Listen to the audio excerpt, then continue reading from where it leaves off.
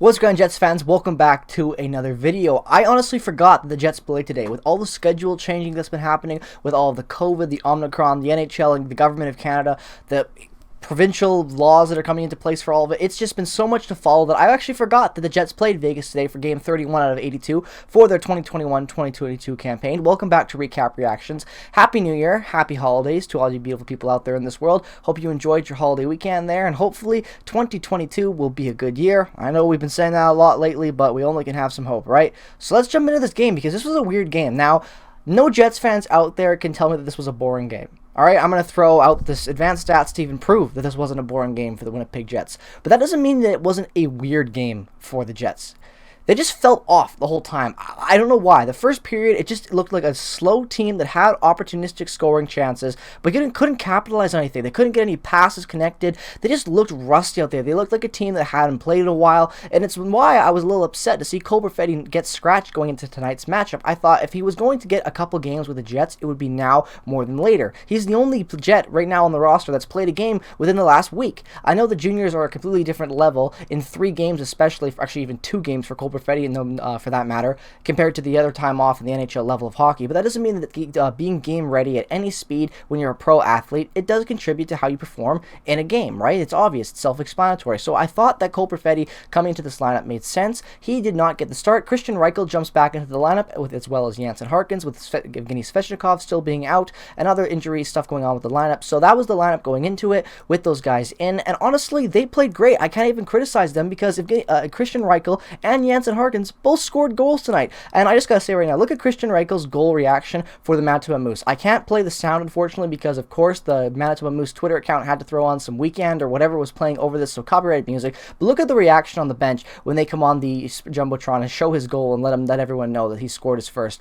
You just love seeing that. Just shows how tight this organization is, and I just love seeing prospects coming up. Even though I want to see Perfetti play, Christian Reichel's an interesting younger guy that the Jets have in their system, and it's great to see him get some success right now and get that first goal at the NHL level. But yeah, other than that, I thought that first period, they didn't look really good. You know, Vegas took some chances, and they got some good goals there. That Evgeny Dadonov goal, how many times have we seen Dylan DeMello left out stranded like that, right? Josh Morrissey this season has been improved. Don't get me wrong, I've been a big defender of his last couple of years, and I really will defend him this year as well. I think he's been great, and I think we've seen a lot of improvement in his game.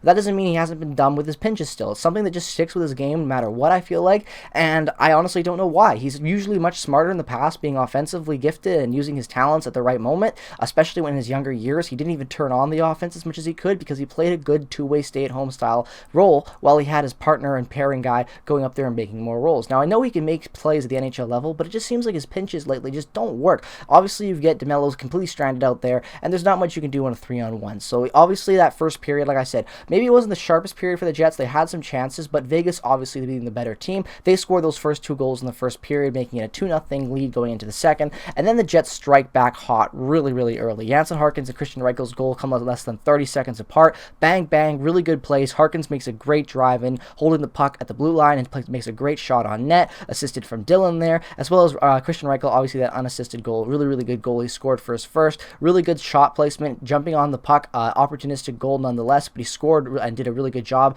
putting that puck behind Laurent Brossoit, and Laurent Brossoit had a great game tonight. I hated seeing Laurent Brossoit, Connor Hellebuyck head-to-head matchup. I love both of those guys, and I really miss Brossoit back there. Comrie's been a fun story this year, but Brossoit was a great story. Came over, bum guy from Edmonton, and we turned him back into a good NHL goaltender. I love Laurent Brossoit. He'll always be a Jet in my heart. And yeah, he had a great game tonight, even though they were able to score 4 unanswered goals on him. But that doesn't change the fact that this game was still pushed to an overtime. You would think that by the way I've talked about this game, that this would be a pretty damn good game for the Jets. And even though it got better, don't get me wrong, obviously Jansen Harkins kicking it off, the Christian Reichel goal later, jumping into the third period, and Paul Stastny 2 minutes into the third period, a great goal, a beautiful tip that they've been practicing a lot in practice lately with Dave Lowry on those net fret presence, trying to get better tips and all the stuff like that he's trying to implement on this new team. And it's stuff I like to see. Obviously, I could question the lineup stuff, but everyone out there, ripping Dave Lowry, saying that he's not going to be this good guy for this team, he's a Paul Maurice 2.0, I can understand why you say that, and I completely relate with that. Don't get me wrong, I do. But until I actually see this guy get more than 10 games under his belt in the NHL level being a head coach, I'm not going to rip him for anything. I didn't like the lineup choice he went with tonight, and I was completely proven wrong because Reichel and Harkins had fantastic games and both scored goals, and they were pretty damn good goals too. So yeah, would you like to see Cole Perfetti jump in and help that top six? Absolutely. Don't get me wrong. I want to see that happen, and it should happen. But when young guys are jumping into the lineup, young guys like Reichel, who I didn't even think would start with the Jets this season, you can't complain with that. That's something we didn't see happen. We're seeing some development. If that turns into something good for us, we can't complain with that. Cole Perfetti is already going to be something good for us. Ville Heinola already going to be something good for us. Having young guys like this jumping in, taking advantage of opportunity, it can be great. And I honestly think Dave Lowry has been implementing some nice changes onto this team. I like that we use the depth more. I like that we're having more of a presence in that bottom six. And so far, we have 2 great wins back-to-back against St. Louis, against a tough Vegas team. 2 teams that have been tough, and I really can't complain with that. Obviously, like I said, this game wasn't perfect, but the Jets still showed up to play when it mattered. And yeah, obviously Vegas came back, crawled into this with the 2 back to Janmark goals in that third period, right? Like, those are huge momentum killers. But at the end of the day, Kyle Connor is Kyle Connor for his 19th of the season, puts the team on his back in overtime, and gets us the win. Now, we've got 2 really good wins over a long period of time, don't get me wrong, but we've looked good in both of these wins. And the most important thing, we've looked improved in some areas. All you can ask for under a new coach is seeing improvement, especially when we were as abysmal as we were for the start and for majorities of this season. So honestly, I can't complain out there with this game. A lot of people can nitpick, don't get me wrong, but I think this was a great game for the Jets. You had a lot of good rebound performances from your bottom 6, as well as young guys coming in and proving players wrong, not to mention the fact that when you look at the time cards and look at the time for tonight, everyone played a pretty good amount of ice time, if I'm not going to lie. Let's go through this whole team of ice time for tonight. Andrew Kopp, 17 minutes of ice time. Jansen Harkins, 16 minutes of ice time. Lowry, 15 minutes of ice time. David Gustafsson tonight only played 2 minutes of ice time. Dom McTonato, 6 minutes of ice time. Paul Stastny with 21. Ehlers with 19. Scheifele with 25.